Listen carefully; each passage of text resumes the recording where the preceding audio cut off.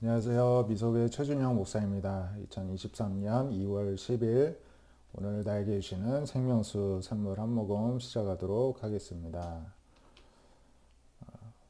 먼저 레위기 26장을 보시겠는데요. 레위기 26장에는 하나님의 말씀에 순종할 때 주시는 상과 또 불순종할 때 주시는 벌에 대해서 나와 있습니다. 그래서 본문은 아니지만 잠깐 보시면은 3절에 너희가 내 규례와 계명을 준행하면 철 따라 비를 주시고 나무는 열매를 맺고 땅은 산물을 내고 또 원수들을 다 쫓아내는데 5명만 나와도 100명의 적을 쫓아낼 수 있고 100명이 이제 출전하는데 10,000명의 적을 쫓아낼 정도로 하나님께서 이렇게 강한 힘을 주시고 지켜주실 것이다 이렇게 말씀합니다. 근데 14절부터 보면은 이제 청정하지 아니하여 이 모든 명령을 준행하지 아니하면 주시는 벌들에 대해서 이제 말씀을 하시는데요. 재앙들을 내리시고 파종한 것이 다 헛되게 되고 대적들이 열매들을 이제 수확물을 차지하게 되고 그렇게 된다는 것입니다. 이 이스라엘을 미워하던 하나님의 백성을 미워하는 자가 오히려 하나님의 백성을 다스리는 일이 일어나게 된다는 것입니다. 또 오늘 34절부터 보시면은 너희가 원수의 땅에 살 동안 이제 이 말씀 왜 나오면 33절에 너희를 여러 민족 중에 흩을 것이다. 하나님이 이렇게 미리 예고하신 대로 그래서 남유다 북이스라엘이 아수르와 또 바벨론에 의해서 멸망당하고 이주하는 일이 생기게 된 것입니다. 그래서 이제 다 이제 붙들려 가서 이제 오히려 땅이 비면서 황폐하게 되는 일이 생길 것이다. 이렇게 경고하십니다. 그래서 그 불순종한 하나님의 백성들이 원수의 땅에 살 동안 본토는 황무하게 될 텐데 오히려 땅이 안식을 누리게 될 것이다. 하나님의 백성들이 땅에 거주하면서 죄악을 행할 때에는 아무리 백성들이 쉬는 안식을 쉼을 쉬고 땅을 이제 뭔가 개경하지 않을 때도 땅이 쉬지 못하였는데 오히려 이 죄악된 백성들이 떠나고 나면 땅이 오히려 쉬게 된다는 것입니다. 그리고 다 붙들려가고 남아있는 백성들이 설령 있다 할지라도 내가 그들의 마음을 약하게 할 것이고 그 결과 바람에 불린 잎사귀 소리에도 놀라 도망하기를 칼을 피하여 도망하듯 할 것이다. 굉장히 두려움과 공포에 떨게 될 것이다 말씀합니다. 그들은 쫓는 자가 없어도 칼 앞에 있음 같이 서로 짓밟혀 넘어지게 됩니다. 원수를 맞설 힘이 없게 됩니다. 그러니까 우리가 살면서 굉장히 위축되고 힘들 때 이것을 영적으로 생각해 볼 필요가 있습니다. 하나님께서 함께 하시고 성령 충만하면 우리는 5명이 100명을 쫓아내고 100명이 나와도 10,000명을 쫓아낼 만큼 하나님께서 굉장히 강하게 역사해 주시는데 우리 마음이 바람에 그 날리는 잎사귀 소리에도 막 놀랄 정도로 조마조마한다면은 하나님의 뜻을 저버린 것이 없나 보아야 할 필요가 있습니다. 그래서 여러 민족 중에 망할 것이다. 원수들이 땅을 삼킬 것이다. 이러한 이제 경고를 하십니다. 하지만 이제 기회는 있습니다. 나도 그들에게 대항하여 내가 그들의 원수의 땅으로 끌어갔음 깨닫고 그러니까 내가 하나님을 대항하다가 죄를 짓는 바람에 원수들의 땅으로 끌려갔다는 것을 깨닫고 할례 받지 아니한 그들의 마음 그러니까 마치 할례 받지 않은 백성들처럼 또 실제로 그 자녀들 후손들은 할례를 못 받을 수 있겠죠. 노예 종살이를 하는 동안에요. 그런데 그곳에서 깨닫고 뉘우칠 때에 그리고 하나님이 주신 형벌을 오히려 빨리 제거해 주실 필요가 아니라 수용하고 기쁘게 받게 된다면은 뉘우친다는 뜻으로 하나님이 봐주실 수가 있기 때문에 과거에 아브라함과 맺은 언약을 생각해서라도 회복시켜 주시겠다. 이렇게 말씀을 하십니다. 내가 그들을 내버리지 않고 미워하지 않고 아주 멸하지 않겠다. 내 언약을 폐하지 않겠다. 이렇게 말씀하십니다. 애굽 땅에서부터 선택하고 인도하신 하나님의 백성이기 때문에 그렇다는 것입니다. 우리 역시도 마찬가지로 애굽이라고 할 수 있는 세상에서 우리를 구원하셔서 예수님을 믿고 하나님의 자녀가 되게 해주셨죠. 우리 역시도 하나님 떠날 때 형벌을 받습니다. 그럴 때 뉘우치고 깨달은 다음에 하나님이 다시 돌아봐 주실 수도 있다는 것입니다. 이렇게 약속을 하고 계시고요. 이어서 요한일서 2장 7절에서 17절 보면은 사랑하는 자들아 내가 새 계명을 너에게 쓰는 것이 아니다. 이 계명은 이제 원래부터 알고 있던 계명을 이제 요한 1서는 그 사도 요한이 쓴 이제 서신인데 전하고 있다는 것입니다. 그래서 빛 가운데 있다고 하면서 형제를 미워하지 말라. 그러고 있다면 어둠에 있는 것이다. 형제를 사랑하는 자가 빛 가운데 거하고 자기 속에 거리낌이 없다는 것입니다. 형제를 미워하는 자는 어둠에 있고 그 어둠이 그 눈을 멀게 되었다는 것입니다.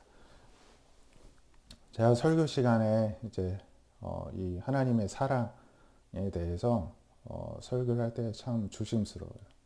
왜 조심스럽냐면 이 사랑이라는 하나님의 사랑이라는 이 메시지를 들으면 대부분이 다 자신에게 적용을 합니다. 그래서 뭐 내가 좀 부족해도 하나님이 사랑해 주셔야 되고 당신들 뭐 신앙 대단하다는 그 목사님 뭐 장로님, 권사님, 집사님들 날 사랑해 주셔야 되는 거 아니야? 또 뭐 당신들 뭐 대단하지도 않네, 말씀대로 살지도 않네. 이렇게 사랑의 대상을 자기 자신에게로 적용하는 미성숙한 성도들이 있어서 사랑을 얘기하기가 참 조심스럽습니다. 여기 보면은 그러니까 우리가 당당히 사랑을 받으라는 말씀이 아니죠. 내가 사랑을 하라는 것입니다. 이거는 모두에게 해당이 되는 것입니다.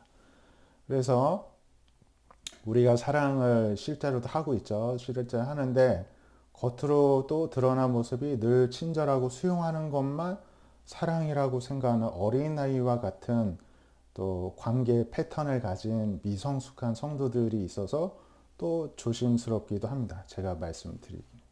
겉으로 보여지는 게 친절하지 못하고 때로는 책망일 수 있고 때로는 교훈일 수 있지만은 정말 진실되게 사랑의 마음에서 그렇게 훈계할 수도 있는 것입니다. 하나님도 마치 우리를 사랑하시기에 징계를 하시는 것과 같은 것이죠.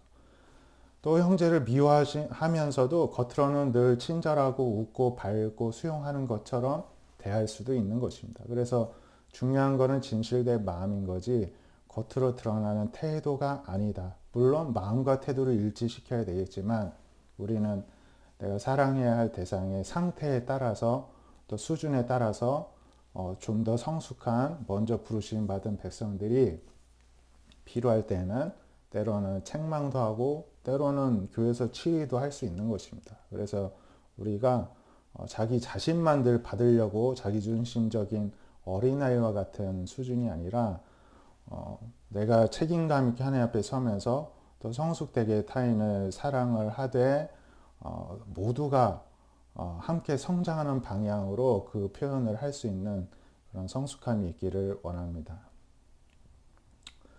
그래서 이 요한일서 2장 17절에 보면은 이제 결국에는 우리가 사랑해야 될 것은 세상에 있는 것들을 사랑해서도 안 되고 그리고 결국에는 우리가 하나님을 사랑을 해야 되겠죠. 우리가 사랑할 대상은 하나님입니다.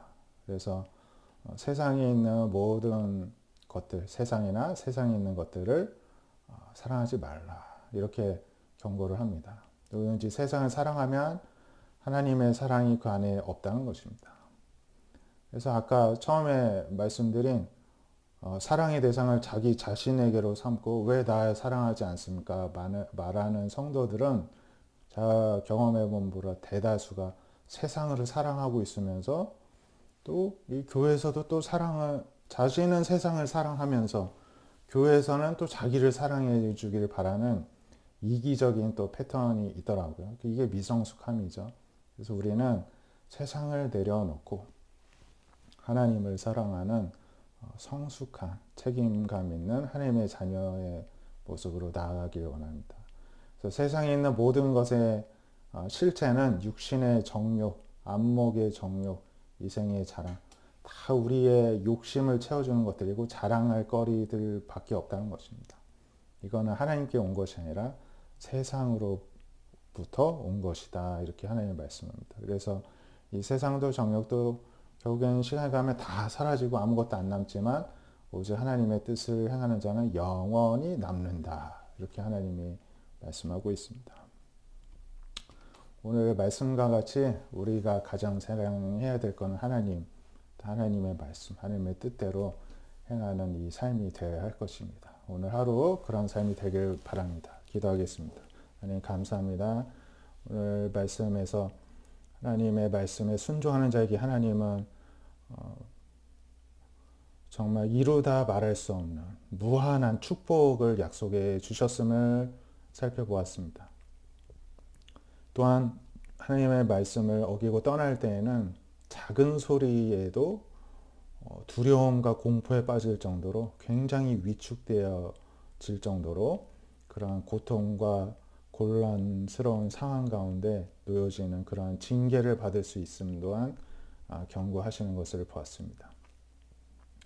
하나님, 날마다 우리들의 마음이 이 세상을 또 사람에게 무언가 받는 것에 집중하고 향하는 것이 아니라 늘 하나님께로 향할 수 있는 우리의 마음과 우리의 시선이 되게 하여 주시옵소서. 늘 하나님의 말씀에 순종해서 사는 삶이 기쁨이 되게 하여 주시옵소서. 우리에게 또 알게 하신 모든 지체들을 사랑하시되 사랑할 수 있는 마음을 주시되 서로 사랑할 수 있는 성숙함을 주시옵시고 때로는 또 하나님의 말씀에 어긋날 때에는 또 사랑의 마음으로 징계하고 또 치리하고 또 책망하고 교훈할 수 있는 또 담대한 또 마음과 또 상대방을 진정으로 생각하는 마음 또한 허락하여 주시옵소서. 또한 그러한 훈계를 받을 때 기쁨으로 받고 하나님께 징계를 받을 때에도 기쁨으로 감내하며 다시 회복해 주시고 또 세워주시는 하나님의 은혜 또한 경험하는 우리 모두가 되게 하여 주시옵소서. 오늘 하루도 주님께서 돌보아 주시고 인도하여 주실 것을 믿사오며 살아계신 예수님의 이름으로 감사하기도 드립니다. 아멘. 오늘 하루도 하나님 안에서 승리하시길 바랍니다. 감사합니다.